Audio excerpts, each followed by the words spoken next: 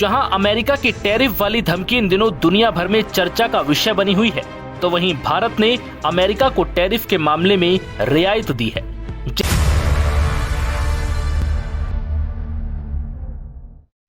महान भागवत गीता के दूसरे अध्याय सांख्य योग के 20वें श्लोक में भगवान श्री कृष्ण आत्मा की अमरता की गहराई के बारे में बताते हैं। आत्मा का ना तो जन्म होता है, ना ही मृत्यु। अगर हम इससे बिजनेस मैनेजमेंट लर्निंग के बारे में समझने की कोशिश करते हैं तो हमें यह समझ में आता है कि भारत आखिर कब तक एक विकसित देश बनकर तैयार हो सकता है। अभी कुछ दिन पहले लास्ट मंथ में हमारे भारत के प्रधानमंत्री अमेरिका की यात्रा पे गए थे। उस यात्रा में हमें क्या करना चाहिए था और हम क्या करके आए हैं, इसे समझने की कोशिश करते हैं।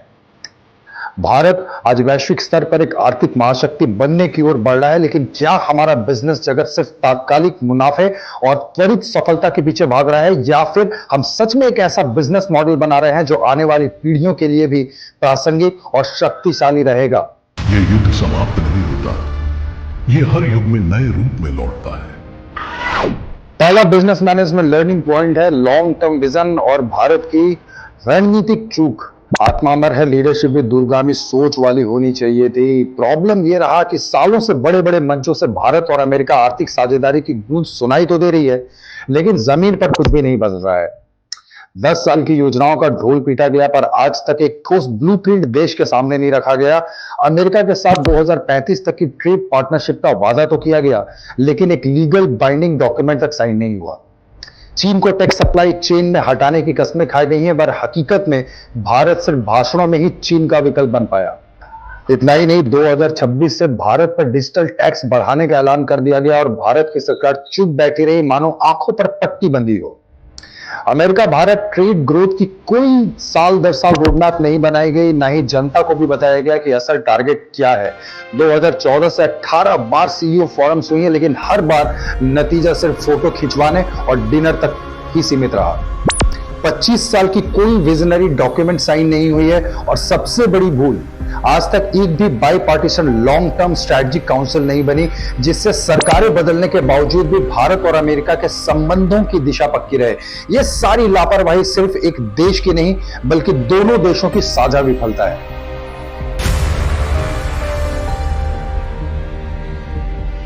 भारत की दूसरी सबसे बड़ी रणनीतिक चूक इनोवेशन एंड एडेप्टेबिलिटी। महान भागवत गीता कहती है कि परिवर्तन ही जीवन है, जो बदलता है वही जीतता है। लेकिन भारत की रणनीतिक चूक साफ दिखाई देती है। एआई, स्पेस टेक और क्वांटम पर भाषण तो खूब हुए, लेकिन एक भी ठोस फंडिंग नहीं हुआ। एमओयू तक साइन नहीं किया गया। नासा इसरो इनोवेशन मिशन का सिर्फ घोषणा पत्र जारी किया गया, पूरा बजट आज तक क्लियर नहीं हुआ है। अमेरिकी इनोवेशन लैब्स तक भारतीय स्टार्टअप्स की सीधी पहुंच की बात हवा में ही रह गई।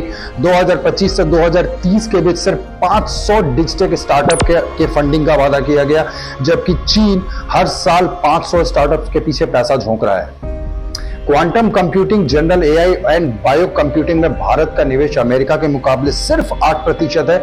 इंडो यूएस स्टार्टअप कॉरिडोर को अब तक एक भी ज्वाइंट इनोवेशन एक्रीडिटेशन शुरू नहीं हुआ है।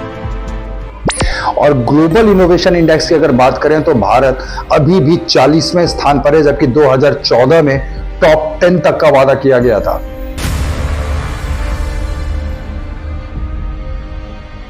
And the third business management missed opportunity point is legacy building। Bhagavad Gita सिखाते हैं कि विरासत शरीर से नहीं कर्मों से बनती है, लेकिन भारत ने प्रवासी भारतीयों की शक्ति को सिर्फ इवेंट और भाषण में बांध रखा है। $100 अरब इन्वेस्टमेंट की बात तो हुई, पर एनआरए इन्वेस्टमेंट के लिए सॉवरिन ग्रेड ट्रस्ट मॉडल नहीं बना। ग्लोबल इंडियन बिजनेस कॉरिडोर की घोषणा तो हुई, लेकिन ट्रांसपेरेंट गवर्नेंस मैकेनिज्म गायब रहे। इंडियन यूनिकॉर्न एक्सेलरेटर की कोई मॉनिटरिंग कमिटी आज तक तय ही नहीं हुई।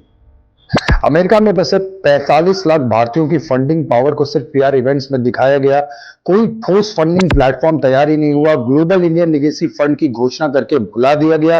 एक भी फंडिंग राउंड 2024 में लॉन्च नहीं हुआ। फॉर्च्यून 500 में बैठे भारतीय सीईओज को भारतीय एमएसएमई में को इन्वेस्टर बनाने की योजना धरी की धरी रह गई, सिर्फ कागजों तक सीमित रही। सबसे बड़ी चूक यह रही कि दुनिया भर के टॉप भारतीय बिजनेस लीडर्स और जो थॉट लीडर्स थे, इनको जोड़ के जो एक भारत ग्लोबल लीगेसी काउंसिल बनाना था, वो भी पूरा नहीं हो पाया।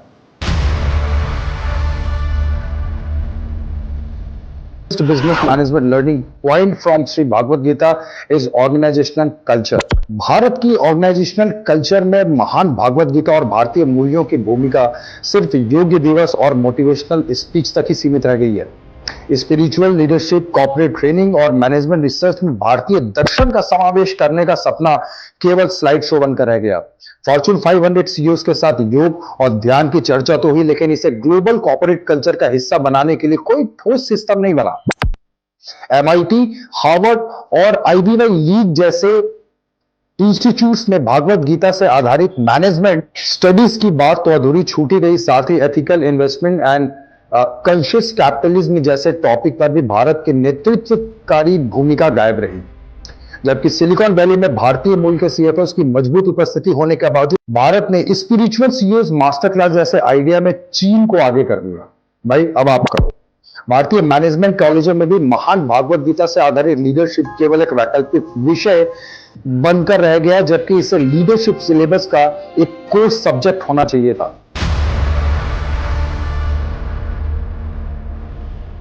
टैलेंट डेवलपमेंट, प्रतिभा के विकास में निवेश।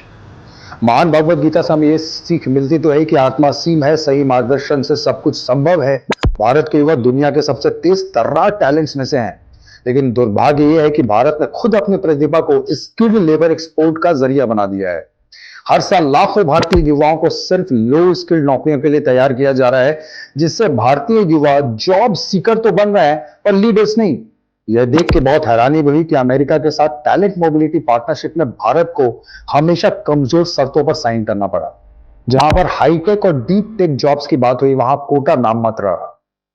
Bharatiya Yuva high and AI, space, biotech research में जाने की जगह सिर्फ बैक एंड कोडिंग और लो स्किल लेवल वर्क में अटक रहे हैं। IBY लीग के साथ मिलकर भारत अपने युवाओं के लिए कोई टेक लीडरशिप गुरुकुल नहीं बना पाया, जिससे भारतीय प्रतिभा आज भी सिर्फ सर्विस इकोनॉमी का हिस्सा बनकर रह गई है। भारतीय टैलेंट का वैश्विक मैपिंग और मैनेजमेंट करने के लिए कोई भी ग्लोबल इंडियन टैलेंट काउंसिल तक नहीं बनी है, जबकि चीन ने अपने टैलेंट माइग्रेशन का नेशनल स्ट्रेटजी बनाया हुआ है।